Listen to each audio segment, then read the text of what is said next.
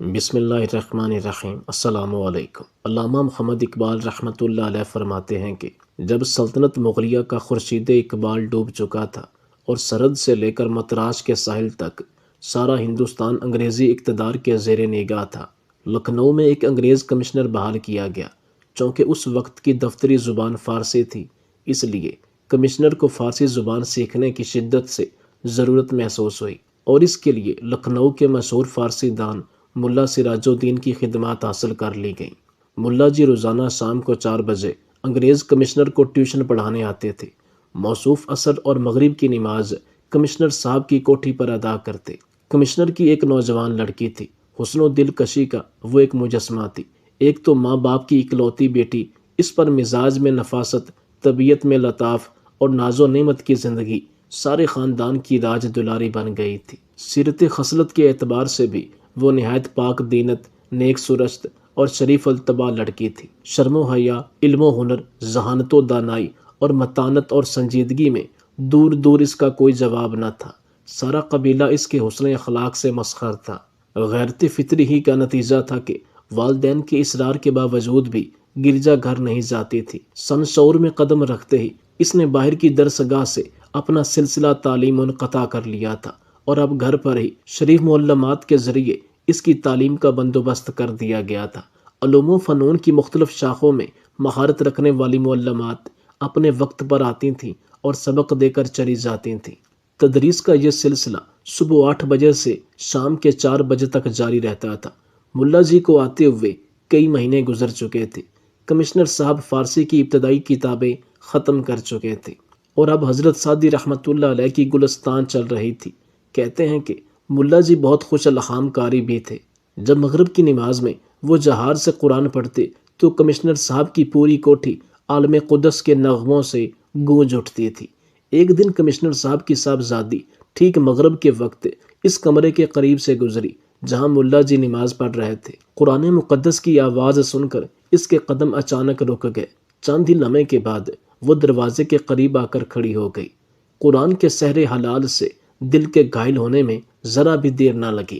آنے واحد میں ایک طبیب و طاہر روح تجلیات قرآنی کی بارش میں شرابور ہو گئی۔ زندگی میں پہلی بار اس نغمہ حیا سے اس کے کان آشنا ہوئے تھے۔ ایک نامعلوم کیف سے وہ بے خود ہو گئی۔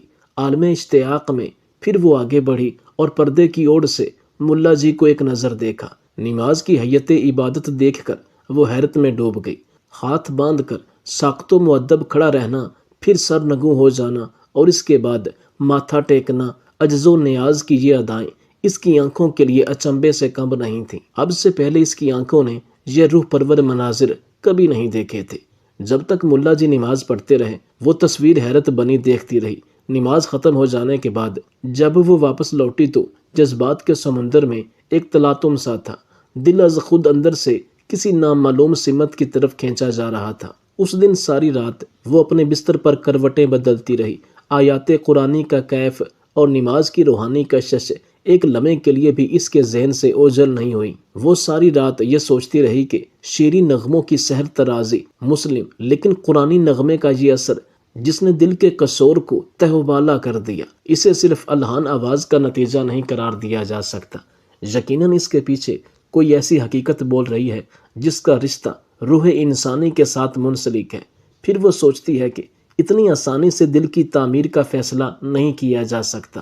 ہو نہ ہو یہ نماز بھی اسی عالم کی چیز ہے جہاں انسانی روحوں کا مزاج ڈھلتا ہے اور جہاں سے مانوی حیات کے چشموں کا دھارا پھوٹتا ہے۔ سوچتے سوچتے سحر ہو گئی، لیکن روحانی اضطراب کی آگ ویسے ہی سلگتی رہی۔ اسے اپنا حال خود اپنی سمجھ میں نہیں آ رہا تھا۔ صبح تو روحی دن نکلا، لیکن آج کتابوں میں جی نہیں لگ رہا تھا۔ سارا دن شام کی انتظار میں کٹا۔ حسب معمول عصر کے وقت ملا جی ٹیوشن پڑھانے کے لیے تشریف لائے۔ جو ہی ان کے قدم کی آہٹ سنی، فرتے شوق سے صاحبزادی کا دل اچھلنے لگا۔ بڑی مشکل سے سورج ڈوبا اور ملا جی مغرب کی نماز کے لیے کھڑے ہوئے۔ صاحبزادی قبل از وقت ہی پس پردہ کان لگائے کھڑی تھی۔ قرآن کی آواز کان میں پڑتے ہی دل کا حال بدلنے لگا۔ روح نغمہ جاوید کے کیف میں ڈوب گئی۔ آج دل ہی متاثر نہیں تھا بلکہ آنکھیں بھی اشک بار تھیں۔ کئی بار رومال سے بہتے ہوئے آنسو خشک کیے، لیکن چشمہ سیال کی طرح اس وقت تک سیلاب امٹتا رہا جب تک ملا جی نے نماز ختم نہیں کر لی۔ اسی عالم کرم میں کئی مہینے گزر گئے، خود ملا جی کو بھی اس کی خبر نہیں تھی۔ اس عرصے میں مسیحی گھرانے کی دوشیزہ نامعلوم طور پر اسلام سے بہت قریب ہو گئی تھی۔ نماز اور قرآن کے عشق نے اب اسے اس راستے پر لا کر کھڑا کر دیا تھا جو کسی بھی ورفتہ حال مسافر کو ذرا سی دیر میں مدینے تک پہنچا دیتا ہے۔ دوسرے لفظوں میں دل اس رسول کی غائبانہ عقیدت سے سرشار ہوتا جا رہا تھا جس نے دنیا کو قرآن اور نماز جیسی نعمت لازوال سے بہرہ اندوز کیا۔ وہ اکثر رات کی تنہائی میں سوچا کرتی تھی کہ جس رسول کے لائے ہوئے پیغام میں یہ کشش ہے، خود اس رسول میں کتنی کشش ہوگی۔ نازوں کی پلی ہوئی لاڈلی بیٹی روزانہ نئے کپڑے زیب تن کر کے باپ کو آداب کیا کرتی تھی۔ باپ کے دل کی شادابی اور روح کی آسودگی کا یہ سب سے بڑا ذریعہ تھا۔ آج وہ بڑی سج دھج کے آداب کرنے آئی تھی۔ آداب سے فارغ ہو کر مچلتے ہوئے ناز میں کہا، ابا جی ایک درخواست پیش کروں، قبول فرمائیے گا۔ باپ نے اجازت دی۔ بیٹی نے نگاہ نیچے کیے، جھجکتے ہوئے بڑی مشکل سے اتنے الفاظ ادا کیے کہ مجھے اجازت دیجیے کہ ملا جی سے میں فارسی کی تعلیم حاصل کر سکوں۔ باپ یہ سن کر مسکرا دیا اور بیٹی کو تھپکاتے ہوئے کہا، تمہیں اجازت ہی نہیں بلکہ تحسین و آفرین بھی ہے کہ تمہارے اندر حصول علم کا شوق جاگ اٹھا ہے۔ دوسرے دن ملا جی بعد نماز مغرب صاحبزادی کو بھی فارسی کی تعلیم دینے لگے۔ محنت و ذہانت نے تھوڑے ہی عرصے میں فارسی زبان سے اچھی طرح روشناس کر دیا۔ دوران تعلیم ایک دن صاحبزادی نے ملا جی سے کہا، اگر آپ کو زحمت نہ ہو تو پیغمبر اسلام کی سیرت پر چند کتابیں مجھے فراہم کر دیجیے۔ ملا جی کو اس عجیب و غریب فرمائش پر حیرت تو ضرور ہوئی لیکن وہ کچھ کہہ نہیں سکے۔ دوسرے دن چند مستند اور مفید کتابیں لا کر حوالے کر گئے۔ پیغمبر کی زندگی سے واقف ہونے کا موقع حاصل کر کے صاحبزادی کی مسرتوں کی کوئی انتہا نہیں تھی۔ جذبہ شوق کے عالم میں جب کتاب کا پہلا ورق کھولا اور کائنات کی سب سے معظم ترین ہستی کی زندگی کا مطالعہ شروع کیا، ورق ورق پر فضل و رحمت، جلال و جمال، عظمت و زیبائی، طہارت و تقدس، صبر و تحمل، جود و کرم، زہد و عبادت، فقر و اثار اور علم و حکمت کے مناظر دیکھ کر دل کی دنیا جگمگا اٹھی اور وہ کہنے لگی، اے محمد صلی اللہ علیہ وآلہ وسلم کے خدا وند، تو گواہ رہنا کہ مسیح سے نکل کر تجھ پر اور تیرے آخری رسول پر ایمان لاتی ہوں۔ اے اللہ، تیرے محبوب پیغمبر کا واسطہ میری آنے والی زندگی کو کفر کی یلغار سے محفوظ رکھنا۔ دل میں عشق محمدی صلی اللہ علیہ وآلہ وسلم کا چراغ جل چکا تھا۔ پچھلے پہر جو ہی آنکھ لگی، قسمت بیدار نے آواز دی۔ کوٹھی کے قریب ہی ایک مسجد تھی۔ جیسے ہی مؤذن نے اشہد ان لا الہ الا اللہ اور اشہد ان محمد الرسول اللہ کا کلمہ فضا میں نشر کیا، آنکھ کھل گئی۔ کلمہ اسلام سن کر دل بیتاب ہو گیا، ایمان کی امنگیں جاگ اٹھی۔ آج چہرہ بشاشت سے کھلا جا رہا تھا۔ حسن و دلکشی کی یہ نمایاں تجلی دیکھ کر ماں باپ کو بھی حیرت ضرور تھی۔ اس دن کافی انتظار کی زحمت اٹھانے کے بعد ملا جی تشریف لائے۔ نماز مغرب سے فراغت کے بعد صاحبزادی پڑھنے کے لیے حاضر ہوئیں۔ جو ہی چہرے پر نظر پڑی، ملا جی کی آنکھیں پھٹی کی پھٹی رہ گئیں۔ صاحبزادی نے کہا، حیرت نہ کیجیے، مجھے کلمہ پڑھا کر میرے اسلام پر گواہ بن جائیے، اور دیکھیے میں نے اپنا نام فاطمہ رکھ لیا ہے، آئندہ مجھے اسلام سے یاد کیجیے گا۔ ملا جی بہت کمزور دل آدمی تھے۔ بڑھاپے میں کمشنر صاحب کو پڑھانے کا جو موقع مل گیا تھا اسے وہ بہت غنیمت سمجھتے تھے۔ پھر صاحبزادی کے حالات سے بھی بے خبر تھے۔ لرزتے ہوئے صاحبزادی کو جواب دیا، دل کا مسلمان ہو جانا اللہ کے تعین نجات کے لیے کافی ہے۔ صاحبزادی ابھی اپنے اسلام کا اعلان نہ کریں، مجھے اندیشہ ہے کہ میں آپ کو کلمہ پڑھا کر اسلام میں داخل کر لوں اور اس کی اطلاع کمشنر صاحب کو ہو گئی تو ہم پر بھی وبال آئے گا اور آپ کی زندگی بھی خطرے میں پڑ جائے گی۔ صاحبزادی ملا جی کی کمزوریوں سے واقف تھی۔ یہ جواب سن کر خاموش ہو گئی۔ فارسی کی تعلیم ختم ہو جانے کے بعد فاطمہ نے قرآن مجید کی تعلیم کا سلسلہ شروع کیا۔ ملا جی کی آمد و رفت کا سلسلہ وہ منقطع نہیں کرنا چاہتی تھی۔ اب فاطمہ گھر والوں کی نظروں سے چھپ چھپا کر نماز بھی پڑھنے لگی تھی۔ صبح کے وقت قرآن کریم کی تلاوت بھی کیا کرتی، چونکہ اس کے کمرے میں ابتدا ہی سے کسی کو داخل ہونے کی اجازت نہیں تھی، اس لیے اس کی زندگی کا اکثر حصہ سیغہ راز میں تھا۔ دل کے خاموش انقلاب کی والدین کو بھی خبر نہیں تھی، لیکن باطن کی تعمیر اور روحانی تقدیس کا اثر نامعلوم طور پر اس کے گرد و پیش میں نمایاں تھا۔ سب کے سو جانے کے بعد وہ اپنا کمرہ اندر سے بند کر کے عشاء کی نماز پڑھتی، نماز تہجد پڑھتی، تسبیح و تحلیل اور درود و سلام میں مشغول رہتی۔ ایک دن جب ملا جی پڑھانے آئے تو انہیں معلوم ہوا کہ صاحبزادی آج کچھ علیل ہیں۔ جو ہی واپس جانا چاہتے تھے کہ آیا نے اطلاع دی کہ صاحبزادی اپنے حجرہ خاص میں آپ کو بلا رہی ہیں۔ ملا جی ہمت کر کے حجرہ میں داخل ہوئے تو دیکھا فاطمہ بستر پر دراز تھی، قدم کی آہٹ پاتے ہی اٹھ کر بیٹھ گئی اور نہایت سرگوشی کے ساتھ ملا جی سے کہا، آپ کے احسانات سے میری گردن ہمیشہ بوجھل رہے گی کہ آپ کی وجہ سے مجھے ایمان نصیب ہوا اور حبیب خدا کی دولت عشق سے میری زندگی کیف و سرور کے ایک نئے عالم میں داخل ہوئی۔ اب میں روحانی قرب کی اس منزل میں ہوں جہاں ایک لمحے کے لیے بھی میرے سرکار میری آنکھوں سے اوجھل نہیں ہوتے۔ آثار و قرائن شہادت دے رہے ہیں کہ اب میں حیات کے آخری لمحے سے گزر رہی ہوں۔ عالم قدس کا پیامی جلد ہی آنے والا ہے، میں بھی اس کی منتظر آنکھوں سے راہ دیکھ رہی ہوں۔ رخت سفر باندھ کر میں نے اپنی تیاری مکمل کر لی ہے۔ اب صرف ایک آرزو ہے جس کے لیے میں نے آپ کو اس وقت زحمت دی ہے۔ اگر بعد مرگ میری وصیت پوری کرنے کا اگر آپ یقین دلائیں تو عرض کروں۔ اتنا کہتے کہتے اس کی چمکتی ہوئی آنکھیں آنسوؤں سے بھر گئیں۔ ملا جی بھی اپنے آنسو سنبھال نہ سکے اور وہ بھی اشک بار ہو گئے اور بھرائی ہوئی آواز میں جواب دیا، اللہ آپ کی زندگی کا اقبال بڑھائے، آپ کی عمر کو دراز کرے۔ آپ اپنی آرزو کا برملا اظہار فرمائیے، میں اس کی تعمیل کا آپ کو یقین دلاتا ہوں۔ صاحبزادی نے رازدارانہ لہجے میں کہا، آپ جانتے ہیں کہ میرے قبول اسلام کی خبر گھر والوں کے علم میں نہیں ہے، وہ تاہم مجھے اپنے آبائی مذہب کا پیروکار سمجھ رہے ہیں۔ گو میں نے آج تک گرجا گھر میں قدم نہیں رکھا۔ مجھے یقین ہے کہ وہ میرے مرنے کے بعد میری تجہیز و تکفین مسیحی مذہب کے مطابق کریں گے اور مسیحی قبرستان میں میرا مدفن بنائیں گے۔ میں نہیں چاہتی کہ اپنا اسلام ظاہر کر کے میں آپ کو اور یہاں کے دوسرے مسلمانوں کو آفات کا نشانہ بناؤں۔ اس لیے میری مؤدبانہ گزارش ہے کہ بعد از مرگ جب وہ مجھے عیسائیوں کے قبرستان میں دفن کر دیں تو رات کے کسی حصے میں میرا تابوت نکال کر اسلامی طریقے کے مطابق مجھے کسی مسلمان قبرستان میں دفن کر دیں تاکہ اہل ایمان کے جوار میں رہ کر میری روح کو دائمی سکون حاصل ہو۔ ملا جی نے برستی ہوئی آنکھوں سے وصیت کی تعمیل کا یقین دلایا اور رخصت ہو گئے۔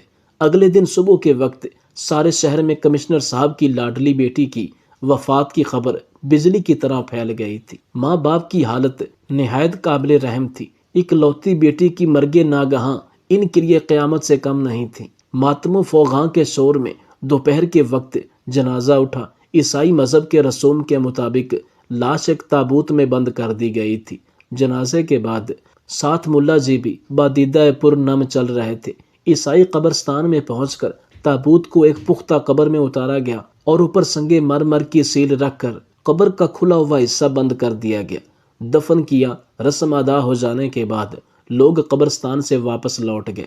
ملا جی اپنے ذہن میں قبر کا نشان اچھی طرح محفوظ کر کے سب کے بعد واپس ہوئے۔ سیدھے کمشنر صاحب کی کوٹھی پر پہنچے اور ڈبائی ہوئی آنکھوں سے آج کلمہ تعزیت کہہ کر گھر واپس چلے گئے۔ آج انہیں پوری رازداری کے ساتھ ایک اہم فریضہ سر انجام دینا تھا۔ اقدام اتنا سنگین تھا کہ ہر قدم پر خطرات کے اندیشے راہ میں آئے تھے۔ رات کی تنہائی میں لوگوں کی نظر سے بچ کر عیسائی قبرستان سے کسی لاش کو منتقل کرنا اتنا آسان کام نہیں تھا۔ حالات کی نزاکت سوچ کر ملا جی کانپ اٹھے، لیکن ایک مرنے والی سے کیے ہوئے وعدے کی تکمیل بھی ضروری تھی۔ ملا جی کا ضمیر اندر سے جاگ اٹھا تھا۔ آخر بسم اللہ پڑھ کر انہوں نے اس مہم کا آغاز کر ہی دیا۔ اپنے چند قابل اعتماد دوستوں کو گھر لے گئے اور شروع سے آخر تک ان سے سارا ماجرا بیان کیا۔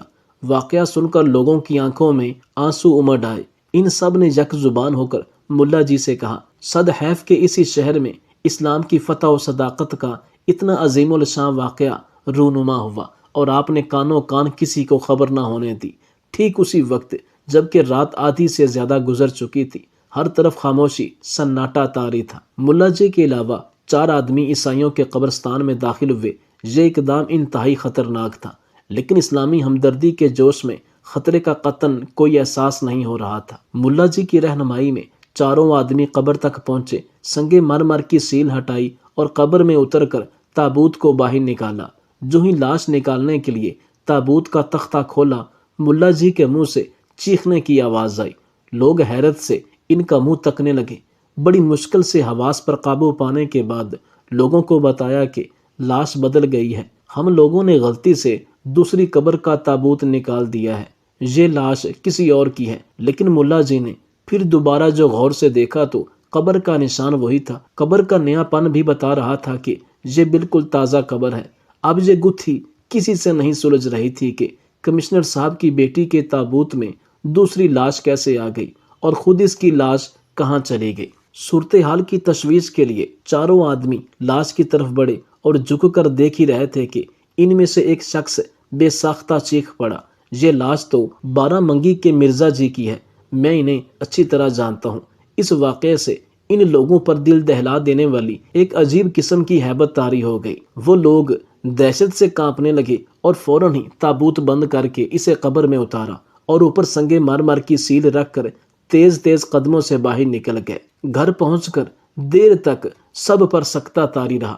کئی گھنٹے کے بعد جب حواس بحال ہوئے تو ملا جی نے کہا کہ عالم برزخ کے یہ تصرفات ہماری سمجھ سے بالا تر ہیں۔ مشیت الہی کے راز کو سمجھنا اپنے بس کی بات نہیں ہے، لیکن اتنی بات ضرور سمجھ میں آتی ہے کہ جب کمشنر صاحب کی بیٹی کی قبر میں بارہ منگی کے مرزا جی کی لاش ہے تو یقیناً مرزا جی کی قبر میں کمشنر کی بیٹی کی لاش ہوگی۔ لوگوں نے کہا یہ بات قرینے قیاس ضرور ہے، لیکن بہتر ہوتا کہ حقیقت کا سراغ لگانے کے لیے ہم لوگ بارہ منگی چلیں اور مرزا جی کی قبر کھول کر دیکھ لیں۔ یہ بات طے کر کے سب لوگ اپنے اپنے گھروں کی طرف لوٹ گئے۔ دوسرے دن ملا جی اپنے چاروں ساتھیوں کے ہمراہ بارہ منگی پہنچ گئے اور سیدھے مرزا جی کی کوٹھی کا رخ کیا۔ دروازے پر آدمیوں کا ہجوم لگا ہوا تھا۔ دریافت کرنے پر پتہ چلا کہ پرسوں مرزا جی کا انتقال ہو گیا ہے اور آج ان کا تیجا ہے۔ اظہار افسوس اور رسم تعزیت ادا کرنے کے بعد یہ لوگ بھی ایصال ثواب کی مجلس میں شریک ہو گئے۔ ان سب سے فارغ ہونے کے بعد انہوں نے خواہش ظاہر کی کہ ہمیں قبر تک پہنچا دیا جائے تاکہ ان کی قبر پر فاتحہ پڑھ کر کم از کم حق دوستی تو ادا کریں۔ ایک شخص کی رہنمائی میں قبرستان فاتحہ پڑھی اور قبر کا نشان اچھی طرح ذہن نشین کر کے اپنی قیام گاہ پر واپس لوٹ آئے۔ سارا دن مرزا جی کے حالات معلوم کرتے رہے۔ پتہ چلا کہ اس علاقے کے وہ ایک چھوٹے موٹے نواب تھے، انگریزی تہذیب کے دل دادا اور انگریزوں کی غائب درجہ بہی خواہ تھے۔ شام و سحر زندگی عیش و عشرت میں ڈوبی رہتی تھی۔ گھر کا سارا ماحول انگریزی تمدن میں غرق تھا۔ شام کے وقت ان سب سے فارغ ہو کر اس وقت کا انتظار کرنے لگے جبکہ سارے شہر پر نیند کا سناٹا طاری ہو جائے۔ خدا خدا کر کے جب آدھی سے زیادہ رات ڈھل گئی تو پانچوں آدمی اٹھے اور دبے پاؤں قبرستان کی طرف چل پڑے۔ خطرناک اقدام کی دہشت سے دل کی دھڑکن تیز ہو گئی، لیکن حقیقت حال کی جستجو کے جنون میں آگے بڑھتے گئے، یہاں تک کہ قبرستان میں داخل ہو گئے۔ اپنے حفظ آسانی سے مرزا جی کی قبر تک پہنچ گئے۔ کانپتے ہاتھوں سے قبر کی مٹی ہٹانے شروع کی۔ کافی دیر کے بعد تختہ نظر آیا۔ اب ہمت کر کے دو شخص قبر میں اترے اور ایک ایک کر کے تختہ ہٹایا۔ اب سفید رنگ کا کفن سامنے نظر آ رہا تھا۔ کافی جد و جہد کے بعد بھی کفن کھلنے کی ہمت جواب دے چکی تھی۔ ہر شخص اپنی جگہ سہما جا رہا تھا کہ معلوم نہیں میت کا منہ کھولنے کے بعد کیا نقشہ نظر آئے گا۔ ایک شخص نے پائنتی کے تختے پر کھڑے ہو کر چہرے سے کفن کا نقاب ہٹایا۔ جو ہی چہرے پر نظر پڑی، دہشت سے لوگوں کا خون سوکھ گیا۔ مرزا جی کی لاش کی بجائے قبر میں ایک عرب کی لاش پڑی ہوئی تھی اور چہرے سے وہ عربی معلوم ہو رہا تھا۔ یہ منظر دیکھ کر لوگ حیرت میں ڈوب گئے۔ جلد از جلد کفن کو درست کیا، تختے لگائے، مٹی برابر کر کے قبرستان سے باہر نکل آئے۔ مارے ہیبت کے سانس پھول رہی تھی۔ قیام گاہ پر پہنچ کر ایک ہولناک سی کیفیت سب پر طاری ہوئی۔ قدرت کا یہ عجیب و غریب تماشا سمجھ میں نہیں آ رہا تھا کہ آخر کمشنر کی لڑکی کی لاش کہاں غائب ہو گئی۔ نیند کچھ زیادہ گہری نہیں تھی، صرف پلک جھپکی تھی کہ ملا جی نے ایک نہایت حسین اور دلکش خواب دیکھا۔ وہی کمشنر صاحب کی بیٹی فاطمہ قرآن خلق کے جرمٹ میں سامنے کھڑی مسکرا رہی ہے۔ قریب آ کر اس نے سلام کیا۔ عالم برزخ کی سرگزشت بیان کرتے ہوئے اس نے کہا، میری روح جب عالم بالا کی طرف لائی گئی تو رحمت الہی نے مجھے ڈھانپ لیا۔ سبحان اللہ، میرے کفن کا تار تار بارش نور پہ بھیگ گیا۔ سبحان اللہ، میرے گمان سے زیادہ رحمت الہی نے میری توقیر و اعزاز کا اہتمام فرمایا۔ حکم ہوا کہ میری لاش طیبہ کی سرزمین پر منتقل کر دی جائے۔ جس دن میری لاش عیسائیوں کے قبرستان میں دفن کی گئی تھی، اس دن 3 لاشیں اپنی اپنی قبروں سے منتقل کی گئیں۔ مدینہ میں ایک عرب سوداگر جسے ہندوستان بے حد پسند تھا، عرصہ قدیم سے اس کی آرزو تھی کہ وہ یہاں بود و با اختیار کرے۔ جب وہ مر گیا اور لوگوں نے اس کی لاش کو جنت البقیع میں دفن کیا تو عالم برزخ کے کار پروازوں کو حکم ہوا کہ مدینہ میں یہ ہندوستان میں سکونت اختیار کرنے کی آرزو رکھتا تھا۔ مدینہ کی زمین اس کی نگاہ میں عزیز نہیں تھی، اس لیے اس کی لاش کو ہندوستان منتقل کر دیا گیا۔ اسے یہاں پر رہنے کا کوئی حق نہیں ہے۔ دوسری لاش بارہ منگی کے مرزا جی کی تھی۔ عیسائیوں کے ساتھ غائب درجہ الفت کی وجہ سے وہ زندگی بھر انگلستان جانے کی تمنا میں مرتے رہے۔